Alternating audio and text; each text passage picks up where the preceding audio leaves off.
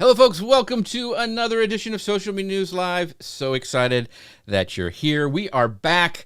It's been a minute. We've streamed some stuff in the interim, but Connor and I are back live with you. I'm so excited. I missed everybody. I missed doing the Friday show, and I'm over my jet lag, I think I remember how to do all this stuff, but we will see. If not, it's Connor's fault.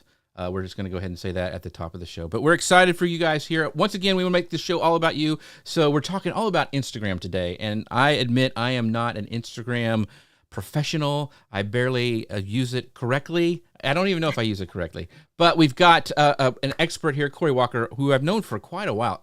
Did we meet at Social Media Marketing World, Corey? Is that where I think so. back in the day? Yeah. And she's written like the book, like literally the book on Instagram, like 3 or 4 times over. So we're going to be talking all about that because she knows what's going on. Connor Brown, what's been going on with you in Florida? You're still around? Got swept away? It's all good there? We are all good. I've just been sat here in front of the computer for the last month, anxiously waiting the return of me being invited back on this show for you to come back. We should call you Mr. Daylight Savings. What you hit it 3 times, right? Yeah, it was nuts. We hit it like when we went from Italy to UK when we were there, and then back in the States. So I don't know what time it is. Luckily, the calendar told me I had to get live today. So we've got our friends already showing up today. We've got Ask Ralph saying he's glad to see you again. Ralph, I am so glad to be back. Thank you, my friend. I appreciate you. It's been too long since we've been able to stream together. So and then the amazing Chris Stone from Casthead says Jeff and Connor were gone from the live show so long. Google Plus started back up and then got canceled again. That's how long we've been gone. Thank you for that, Chris. You may now take your drink for that, us mentioning Google Plus. So without further ado, we're going to be talking about Instagram for Dummies. You know, if you have some friends who struggle with this, as I do, and I am a dummy when it comes to Instagram, make sure you mention them down below. Call them into the conversation. Let them know. We'll try to bring up their comments today or the questions they have for Corey to answer. And with that, I'm going to hit go on the podcast machine, and we'll get started. Hello, folks. Welcome to Social Media News Live. I'm Jeff C., and you're not. And I'm Connor Brown, and this is the show that keeps you up to date on what's happening in the world of social media and more. Have you ever wondered how to make the most out of Instagram for your business? Are you eager to learn the strategies that take a brand from simply being present to highly engaging? Or maybe you're ready to take your Instagram game to a whole new level. If that's you, then you are going to get a ton out of today's episode.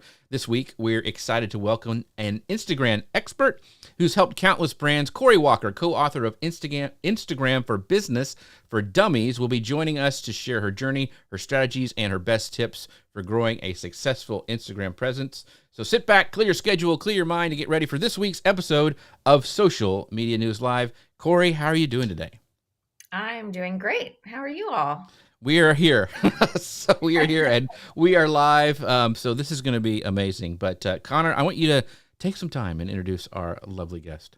Absolutely. If you don't know Corey, you should. Corey Walker is the 5-time best-selling co-author of Instagram for Dummies and Instagram for Business for Dummies.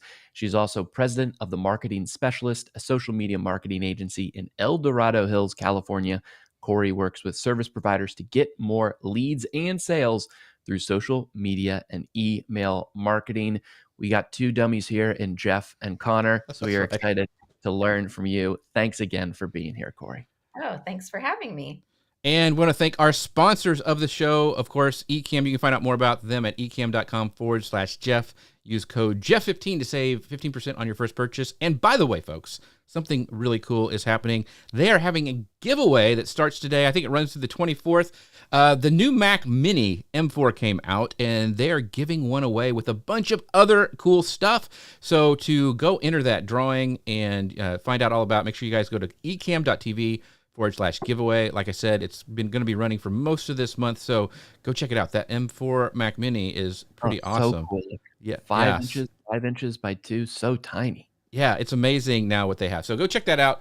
Maybe you could win an M4. Now I'm really jealous. Now I have to get one. But it's Rich Graham watching over YouTube. Hey, we're back. We are back, Rich. Thank you for tuning in over there on YouTube. So I'm going to go ahead and just start running with the questions because I've got a lot. And Corey, you wrote, so what edition is this that's just coming out? The Instagram for Business for Dummies. Is it the third? This is the third Okay. Instagram for Business for Dummies. Yes. But you also help co-write just Instagram for Dummies. So Yes.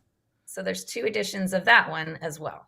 okay, wow. So this is going to be great because, like Connor said, we are dummies when it comes to Instagram. So I want to talk about like what inspired you to write Instagram for Business for Dummies, because this is the 3rd edition. So you have to kind of keep diving into this over and over and really be knowledgeable about it. So what inspired you in the first place to write it?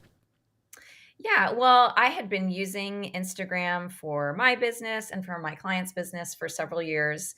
And actually, my co-author, Eric Buteau, had been tapped by Wiley. Wiley Mm-hmm. publishes all of the Dummies books to write Instagram for Business for Dummies.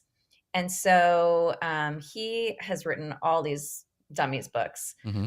but needed a subject matter expert. So he had asked me if I wanted to write it with him. And I said, yes, absolutely. Right. And so kind of a partnership was formed, and that's how it went. So it wasn't that I had the book in mind to write. It was the book miraculously came to me. So so that was awesome being selected to write the book. So how about going back to that first time? Because I know with each new edition, I would assume how you start is going back to the previous edition, seeing Yeah. what's still applicable, seeing what you need to add in, and going from there. So Corey, talk about how is this new edition different from the first edition? Like what has changed? What's the big focus now that people might not have been thinking about on edition 1? Well, reels, because when we first wrote the first edition, there was no reels at all. So that is definitely huge. There was IGTV back then. We don't have that anymore. Now we have all of these things incorporated with more AI, stickers, things like that. There's SEO that Instagram takes into account where they didn't before. It was just, you could just use hashtags to help get found in that way. So yeah, there's a lot of small incremental things also that they just keep adding more features like, Reels itself obviously was new, but even between the last version and this version, just a lot of the editing capabilities, things like that. Notes is all new, Mm-hmm. broadcast channel. So there's a lot they've really beefed up everything. So since we're talking about Instagram for Business for Dummies, let's kind of dive into, I know a lot of businesses who are like visual, let's say like a flower shop or, some of those boutiques, they're into Instagram a lot because their branding. And we have one of the accounts that I follow here locally is Shivers, which is a snow cone place. And they have grown so much. Now they're being served at the Dallas Cowboys home football games. And they grew through Instagram and they use it really, really well. But what about other business? What are some, like, when people say, I don't know if it's right for my business, it seems like too much effort, I'm not really a visual company. What do you tell people when they say that about Instagram for their business?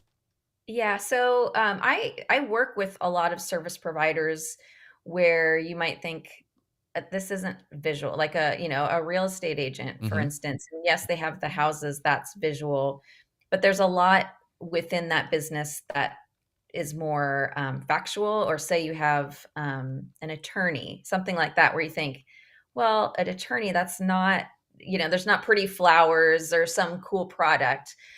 For those businesses, I really lean into their knowledge and having them use Instagram as a way to teach people about things. So if you're comfortable being on camera, talking, these are the top 3 things that you need to get ready, your home to get ready for a fall sale. Or if you're an attorney, maybe these are the, top tips Mm-hmm. for going into whatever it is their Right. lawsuit is about, just Right. sharing knowledge and being the subject matter expert and talking to your audience about that and being authentic. Authentic is kind of the 2024 and into 2025 mantra is authenticity.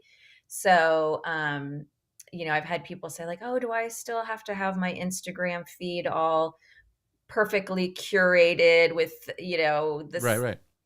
perfect looking thing? No, people are looking to find out about you, about what makes your company go, what's important to you. So just, having your talking head out there is perfectly fine. Got it. Got it. Talking head. You hear that, Jeff? Just the That's what I beard. am. I'm just People want me. the talking beard. Yeah. Corey, you mentioned in some of the updates from the first edition to now the importance of or how it's grown in Instagram SEO. Talk a little bit about how businesses can go about that, like where they even start with Instagram SEO, and then also how do you use that research to then create content that actually sticks with people and then is engaging. I feel like SEO can be so technical, but it's really, really important, especially on Instagram too.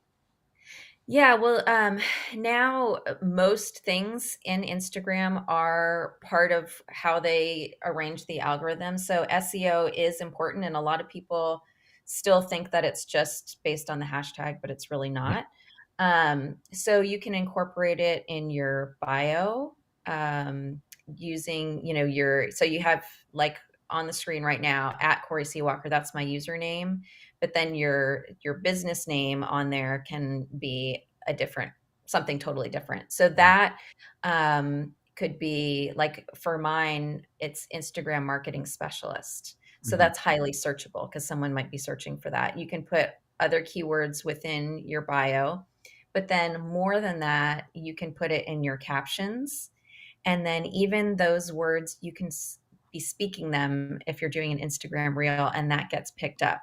So I would say when you're talking about going back to the research, um, first thing you always have to do is look at your target audience and look at, those keywords that apply to that target audience you're trying to reach. So really come up with those words that you want to incorporate, and then try and sprinkle them in more in what you're talking about, your captions, your bio, all of that. And it doesn't have to be super complex. Um, I work with a lot of service-based providers, and when I go too deep into all of this stuff, it makes their eyes roll back in their head. Yeah, yeah. So one thing I like to emphasize is just really, I work with people where they are, and Mhm. if where they are is I can get out one reel a week, that's where we start. So, Hmm.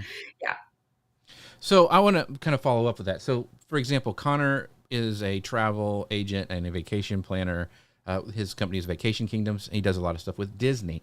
So, should in his reels he make sure that he uses those keywords like Disney vacation planning, Florida vacations, and the algorithm actually picks up the words, or does he have to put it in his captions? It actually is finding it in his video and using it that way?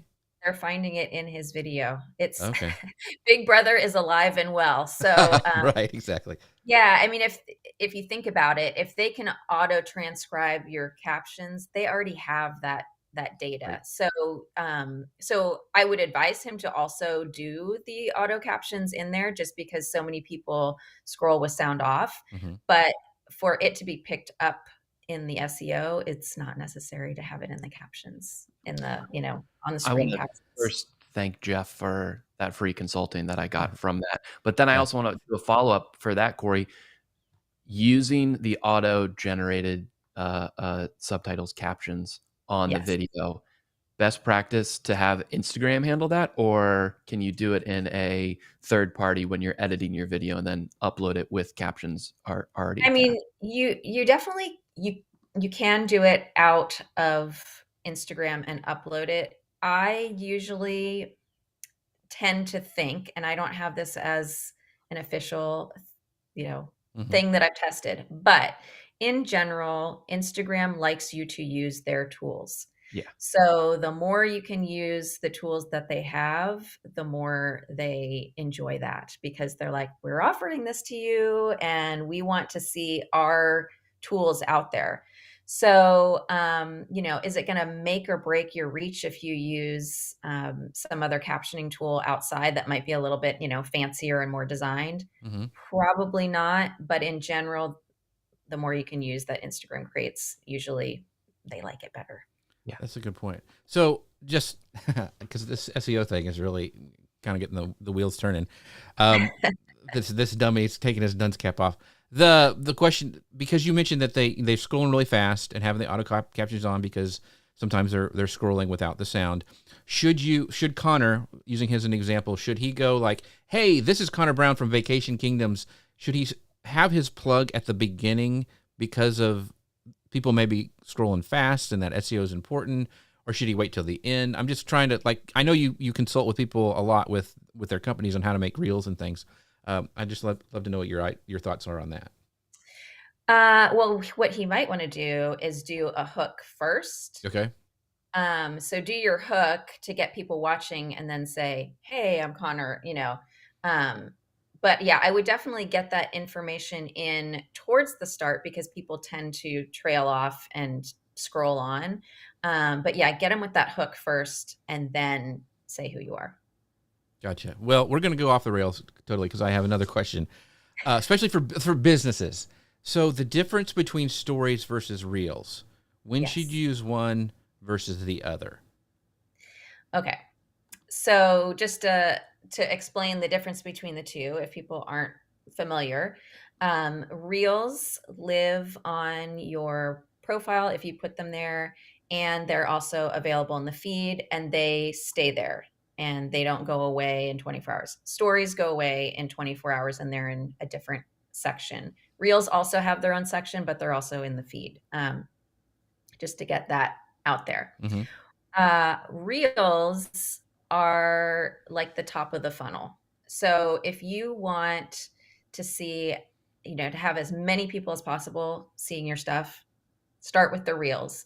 And the Instagram algorithm is going to send them out to them as many people as possible.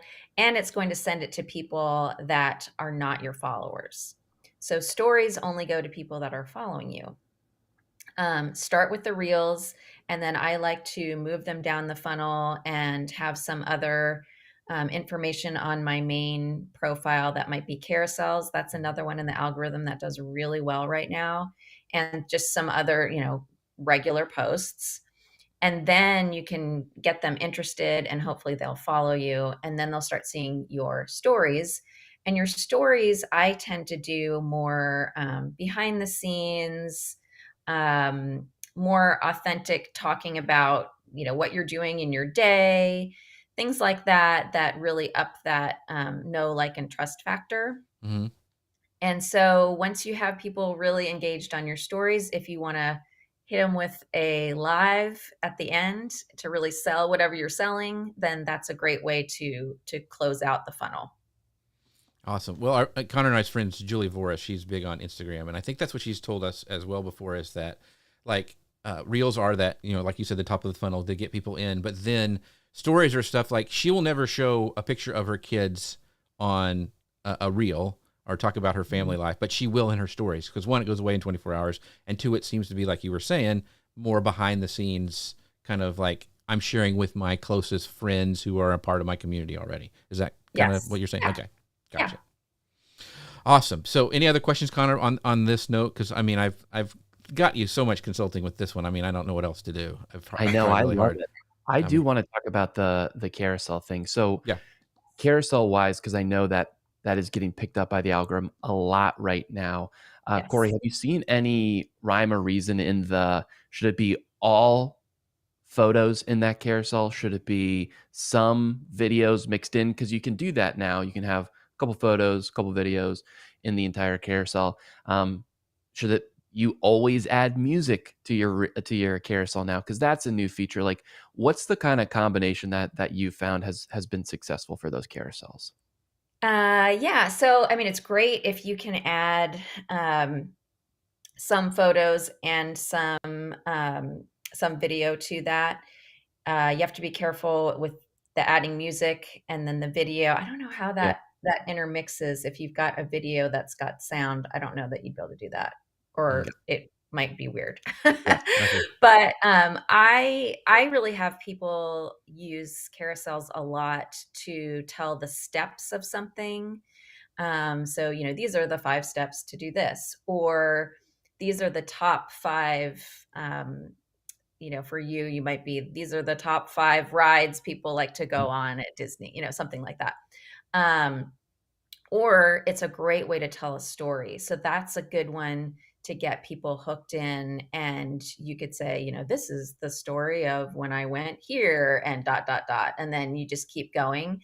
So any of these that have a beginning and end work really well, because then people are more intrigued and they want to say, oh, well, what's the next step, or what's the next thing in the story? So those are the things that I find work really well, is when you have it numbered, or it's just obvious you want to continue going on. Another trick, I mean, I see it and I see through it. Right. So I don't know if other people don't realize they're doing this, but a lot of people will say, you want to see the 4th slide because that's my favorite. Right. So, us as marketers, we know these tricks, but Right. But they work. They're the trick. general public realizes. Gotcha. So Yeah. real quick to clarify for people who are just getting into this, the difference, how long can you have reels and how long can the stories be if they're trying to create these for the first time?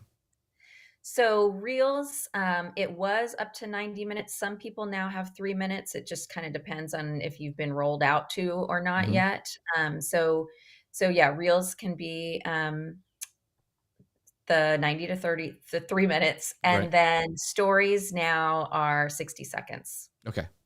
So that I just wanted to clarify for people who are doing that. And the cool thing is, if you're repurposing stuff, like YouTube has just raised it's to 3 minutes, I believe now.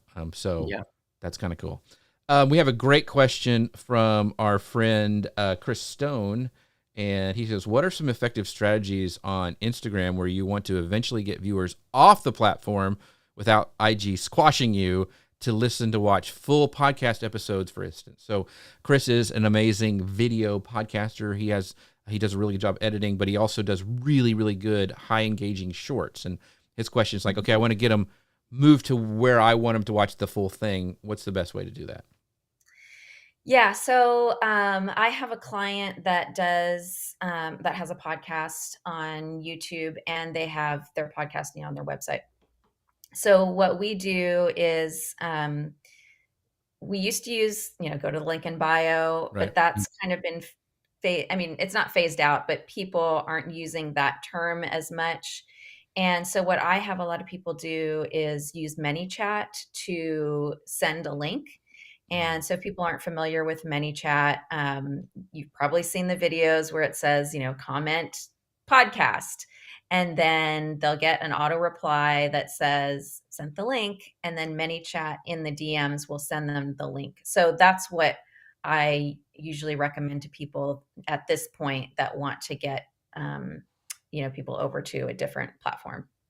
So is ManyChat the main one? I know there's some other places. There's one, oh gosh, I can't remember, but I think there's a couple different programs, but is that the one there probably are. ManyChat's the only one that I've used Okay. and I really know about, but I'm sure, there's Okay. probably others out there, but they're like the big one that everyone knows about. Very cool. So now I hope that helped, Chris, because now I have some ideas as well. That's going to be fun. So I want to jump really quick to our next section. We're going to talk about some of these new features. We've kind of rolled them out. We talked about it a little bit. One of the main ones is Instagram had mentioned that shifting a focus towards views as a primary metric. So what changes should businesses do with this kind of new news that has come out that they're looking at views is what we're going to kind of rank everything by? That's kind of hard for businesses when they're first starting out, that they need to have a lot more views.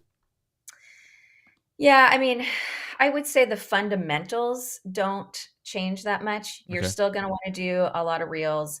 You're still going to want to do some of those carousels. So I don't know that most business owners, unless they're like hardcore on Instagram, have to be overly concerned about this change. If you just know, I need to do reels that get people engaged, which you should be doing already. Mhm. Have a hook, middle information section, and then a strong call to action. I think that's the main thing that you need to worry about. And then having those engaging carousels, like I was talking about before, that carry you through some type of process, and that's going to encourage more views. Um, they try to act like this is such a different thing. I don't know that it really Right. changes the way that you have to do things or really changes anything. Okay. I Yeah, I think get. I I mean, think a lot of the stuff that they come out with is a little bit of smoke and mirrors, like, "Oh, right. look, we're doing this now." They've But probably been if you doing see it for a while the already. fundamentals, it's not a big change. Okay. What about some of the new editing tools that Instagram has rolled out? I've used them a little bit. I still kind of default to using a third party and stuff. But have you seen them become effective for creators trying to create within the platform itself? I mean, I haven't noticed a lot of people using them directly, those tools directly in Instagram, yet. So I haven't noticed a big change. I think a lot of people, like myself, are still Canva Right. diehards. So, people might start using it more, but a lot of I was kind of going through some of the ones for the posts, and I don't know. There are some cool things, like, I was playing with it last night a little bit more, and I could add a screenshot of my book on top of the video or on top of the photo Hmm. within Instagram, so that was kinda cool, and, yeah, you can draw stuff over it, so there are some things, but I think it's gonna be hard for people that are so ingrained in Canva to switch Right. over to that. But Yeah. as I mentioned earlier, the more tools you use with them, they really like that. So it could be something that you want to try doing more of. Just checking out the tools and say, okay, could I do this in Instagram or do I have to do it in Canva? Because there's still some things. It's not really a graphics editing. It's Right. more adding things to your photos. Um, so Yeah. Gotcha. I almost wonder if it's like a way to get people who don't edit at all to try and post more content on Instagram, right? Versus the people that are already doing it. We have our Canva, if it's video, we have our CapCut and those sorts of things. So we're right, maybe less inclined to do that, but maybe someone who wasn't inclined at all to go download another app and try it. Maybe they're trying to make it a little easier in Instagram. But I know using those tools for Instagram works, like you're saying, Corey. One tool that it hasn't been a recent rollout. It's been there for a while, but they seem to keep pushing it to use more and more and more that I just don't know how to use is notes. Is so asking those questions and those things. I feel like it's that old school Facebook status. Connor Brown is, and then you Right. have to make sure that it includes the word is. So how have you seen either people use notes effectively, or what are some tips around using notes in general? So I'll use notes. So notes, it's kind of weird the way they rolled it out because in the beginning it was just more on the DMs, so they'd be like a little bubble over the DM. But now they have notes that you can place on other people's content, and you can place it on your own content, which is kind of weird to me. Like Right. Right. a little bit disruptive, and Right. yeah, it's kind of weird. I don't love that part of it, but I would say, like, on the DMs one, I have put things like, "Check out my new, ChatGPT free prompt kit." So, if I have a lead magnet out there, I might put that out there. Of course, a lot of people, were like, "Get out and vote." But it can be a good way to get people engaged if you just wanna ask them a question. I have gotten leads when I put out lead magnets, Mm. um, and putting it on notes is just kinda one extra place to sprinkle your Mm. information. Do I think it's going to take over the world and be this Right. fabulous thing? No. But again, it's just one more place you can put some information, and I do see people using it. So, So yeah, check it out, and just you could even come up with in your content planning, these are the 10 things I'm going to talk about this month, and just sprinkle those questions or those phrases on your notes and just test it out. Gotcha. We've got some great questions that I want to bring up from some of our friends watching live. Rich Graham asks, are there certain types of content that do better than others, like behind the scenes, products, how to, what would you tell Rich on this? What kind of content should we put out? Well, I always go back to it depends on your target audience. So some audiences might really like those behind the scenes.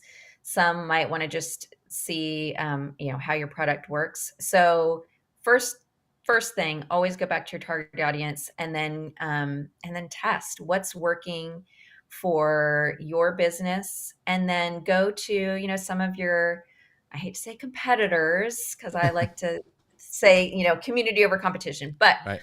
take a look at what they're doing and see what's successful, to see if there's things that you can bring over to your business that might work well.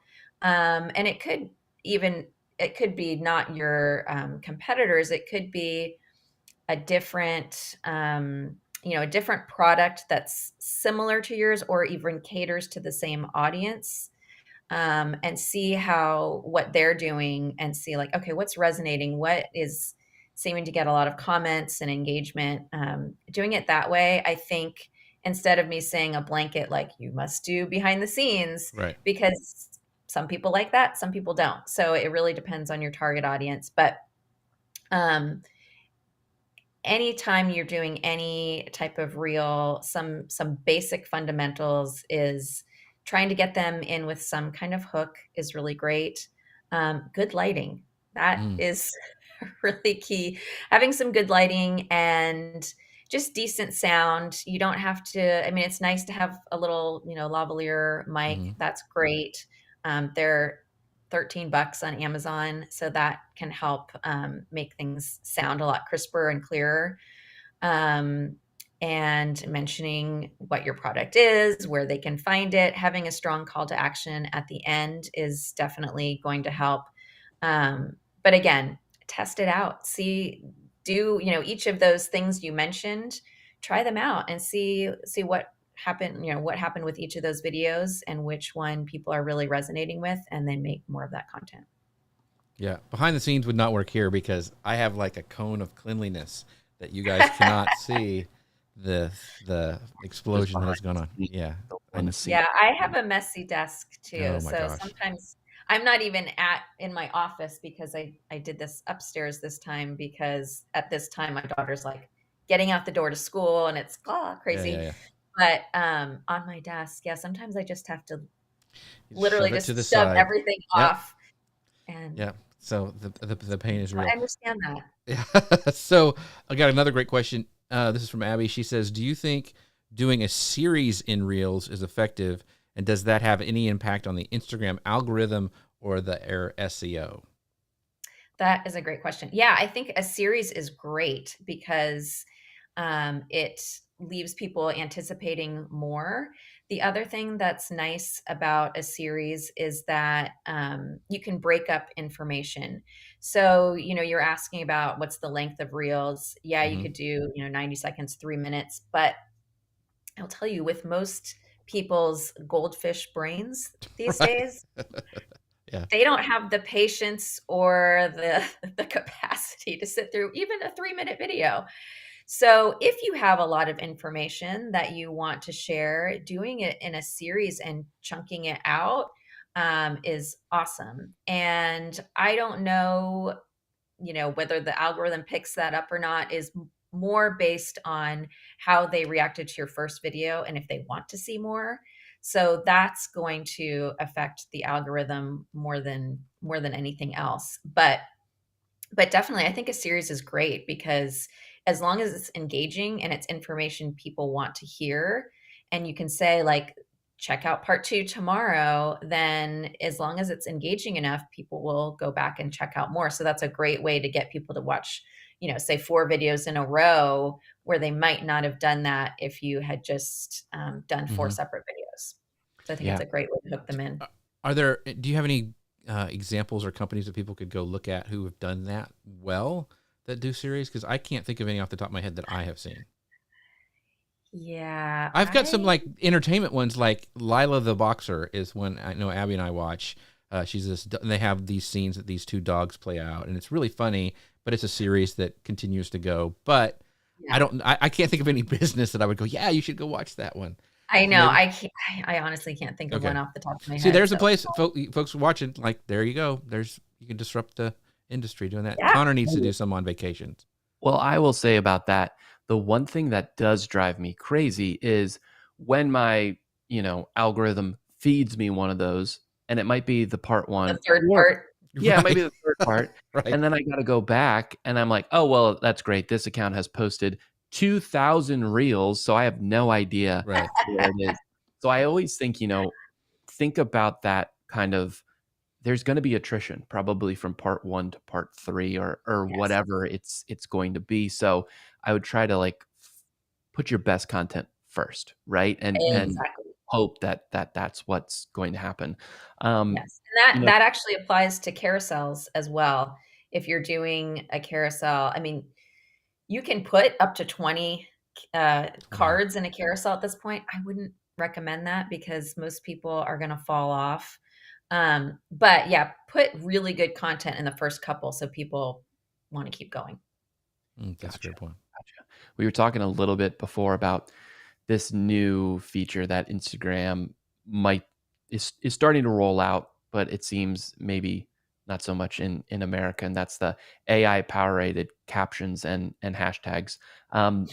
Before the show, none of us have it. I want to ask the audience, does anyone have this feature? If you do, comment, let us know, the AI powered captions and hashtags. But Corey, just talk about, from what little we know, what do you see the benefit in that being, and do you think it's going to be useful for creators to use when it eventually rolls out to all accounts? Oh, well, okay. So The AI question. AI captions and hashtags. I've used it in other in other software, and my opinion is it's a great starting point.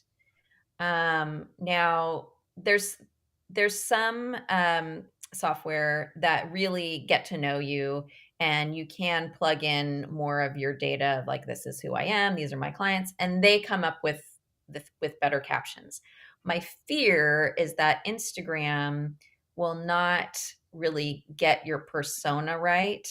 And I don't know this, they might come up with something, but if it's just kind of generically coming up with these captions, I don't love that. And then the AI hashtags that I've been offered on other platforms are very general, and I don't think they would be effective for Instagram, because they're these big hashtags that millions of people are using, so you're not really going to get found. So I am curious.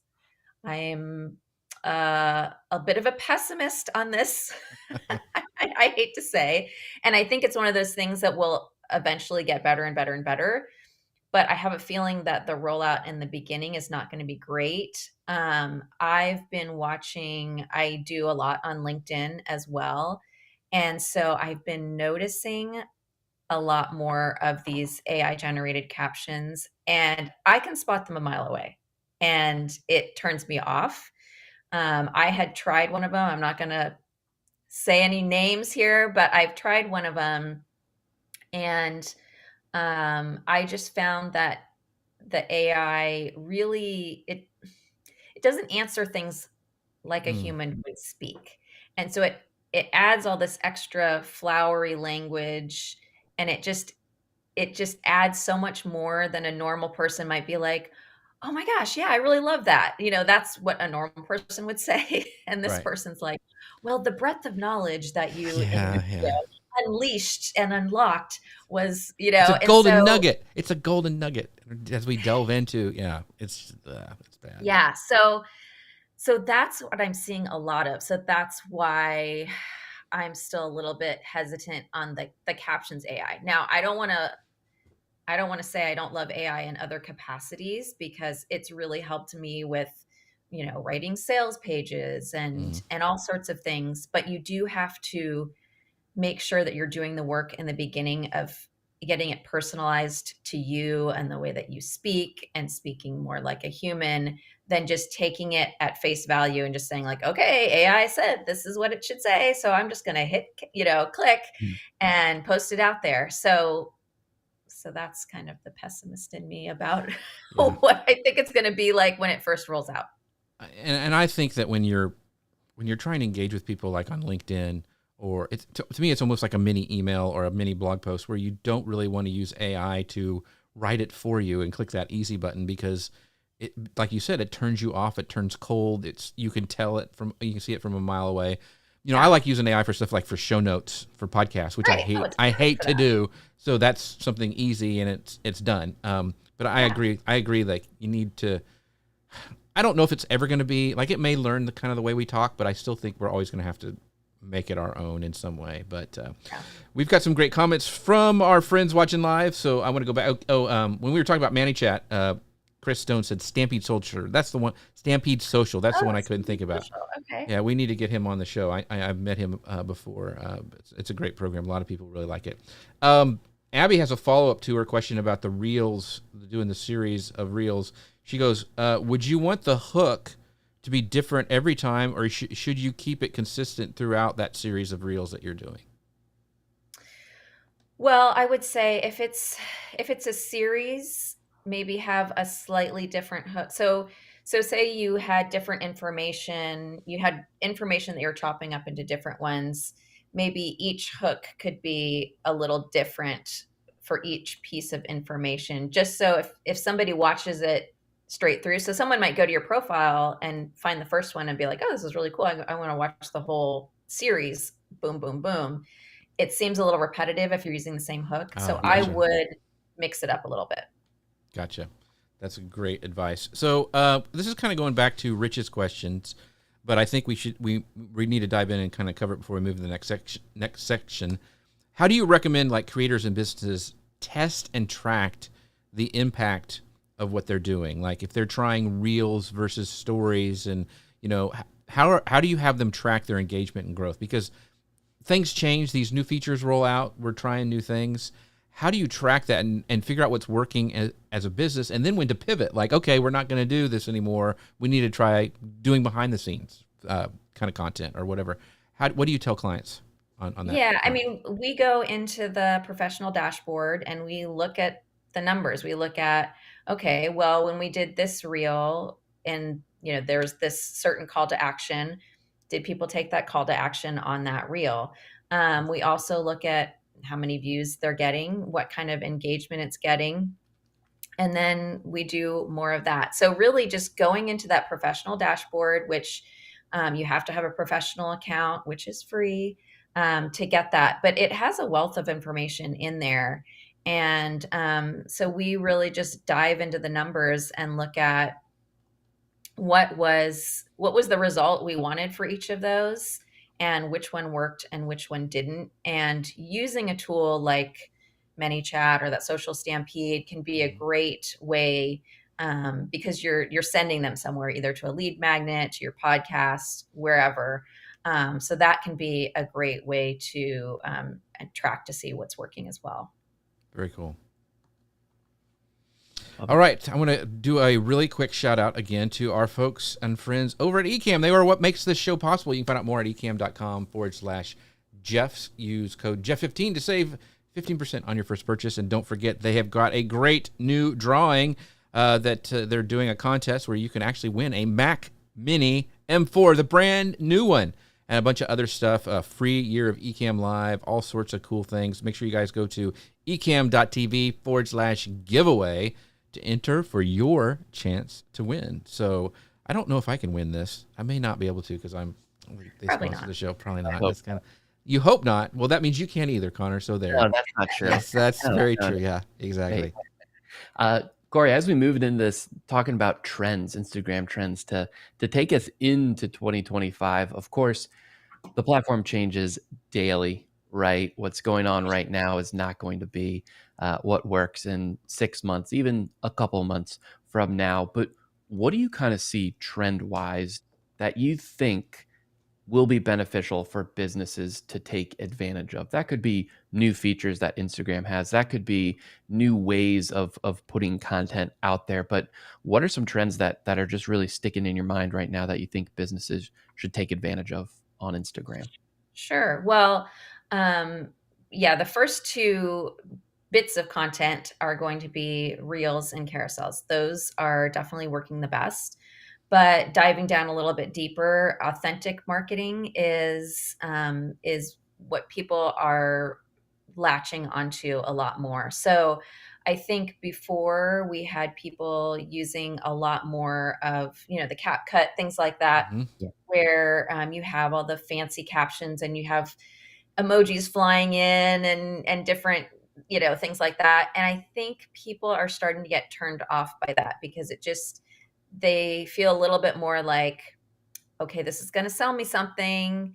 Yeah. And so I think that on authenticity, with that, people are starting to go more towards the micro influencers. This has been going on the last couple years, but as Instagram has said more, we're less worried about how many followers someone has, and we're more looking at the views, which is what we talked about. Mhm. So a lot of people are using those micro influencers because they're getting those views from the people that want those things, Mhm. and the algorithm is serving it more. So if you can use someone that might have only 5,000 followers, but they have that audience just is diehard for whatever they say they are going to go with. That is going to be better than spending $5 million on a Kim Kardashian campaign. Mhm. The other thing with the views, we're finding that a lot of the influencers may have bought some of those followers. So the views is really what's going to be your true indicator of what people are looking at versus fake followers. So some of those micro influencers are a good way to do that, and that's a good trend.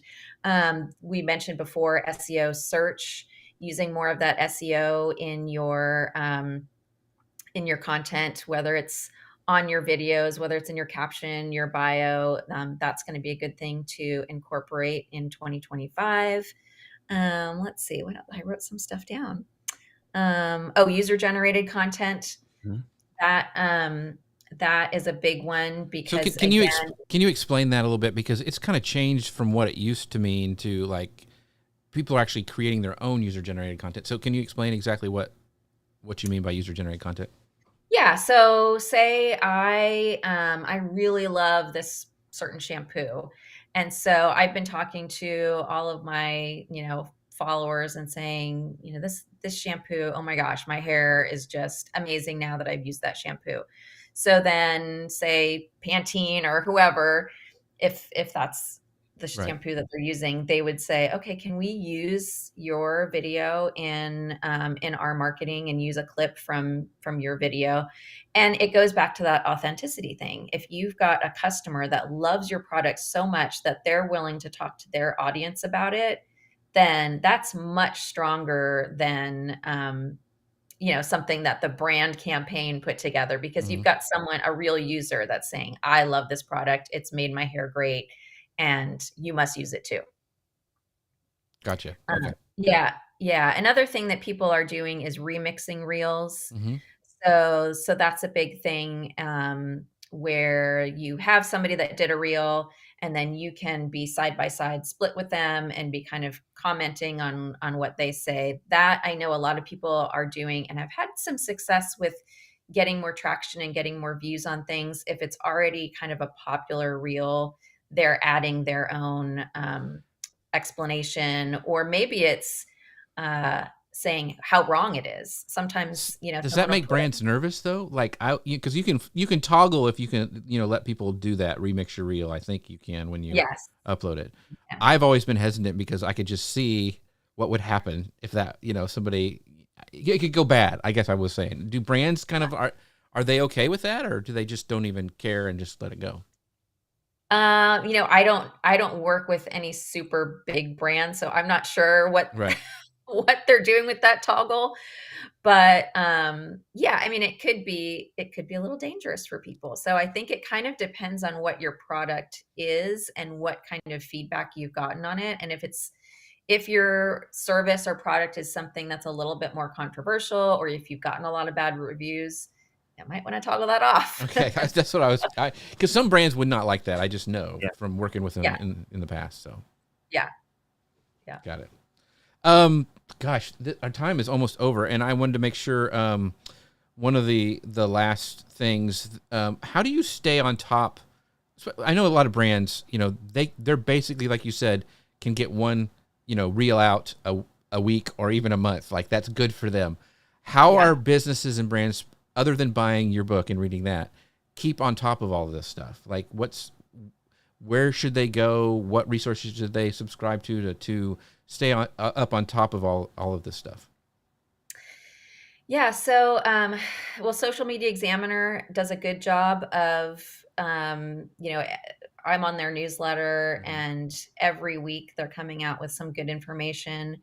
They can go to Social Media Marketing World. I'm not an affiliate or anything. It's a good place to find all the information you need. And they do a good job of not only talking about Instagram, but other, LinkedIn Mhm. and YouTube and all sorts of different. So that's one of my main ones. Social Media Today. I follow a lot of different people on Instagram. So Jen Herman, who is one of our co-authors of the first 4 books, she always is a really great resource as well on all things Instagram.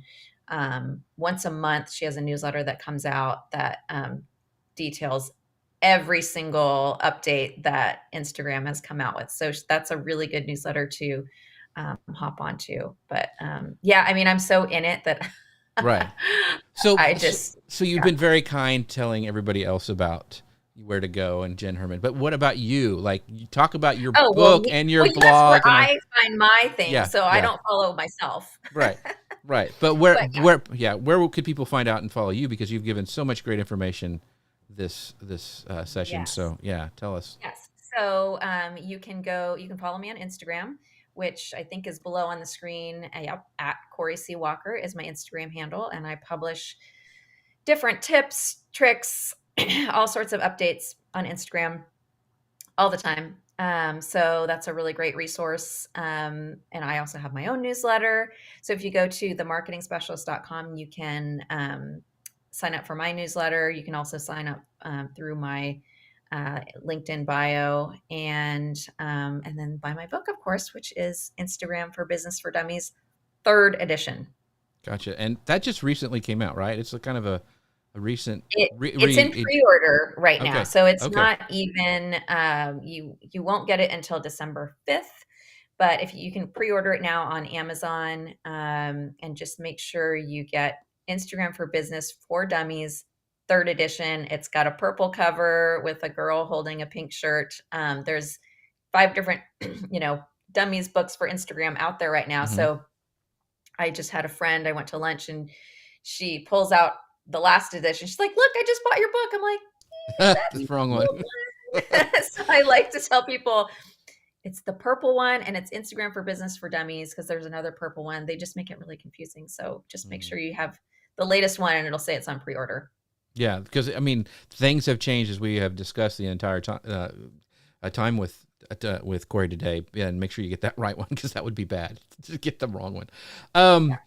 Connor Brown, where can people find out about the Unsinkable Connor Brown? Where you can what you do, all the stuff, your newsletter. You've been putting Yeah. out some good newsletters lately. I've been catching them when I've been traveling. So talk about that a little bit. I have a new newsletter. It's called Connor in the Parks. Each week I share one thing that I did the previous week in the Orlando theme parks. It's going to help you stay up to date with everything that's going on. Going to help you plan your next vacation. You can go to vacationkingdoms.com/email to sign up for that newsletter, and you'll see the next Connor in the Parks next Wednesday. Awesome show. I learned so much. I have so many ideas on what I have to start doing on Instagram right now. Corey, before we let you go, what is the biggest mistake you see businesses do when they start on Instagram? Starting and stopping. So a Mm. lot of times they'll just be like gangbusters, and they say, "Oh, I'm going to post a reel every day." And then they do that for like a week, Mm. and then they fizzle out. So that's what I like to say. Like I work with people where they are, and build on that. So instead of saying, "Yeah, we have to do, 5 posts a day," we start slowly and build up. So that's the biggest thing is people get all excited and they're like, "Yes, I'm going to do this all the time." And they don't. So, yeah. Yeah, I get it. Awesome. Well, something that does work all the time is our friends over at Ecamm. You can find out more about them at ecamm.com/Jeff. By the way, there's been a lot of talk lately about these streaming companies that are increasing their prices. Well, I won't say any names, but it rhymes with Stormguard.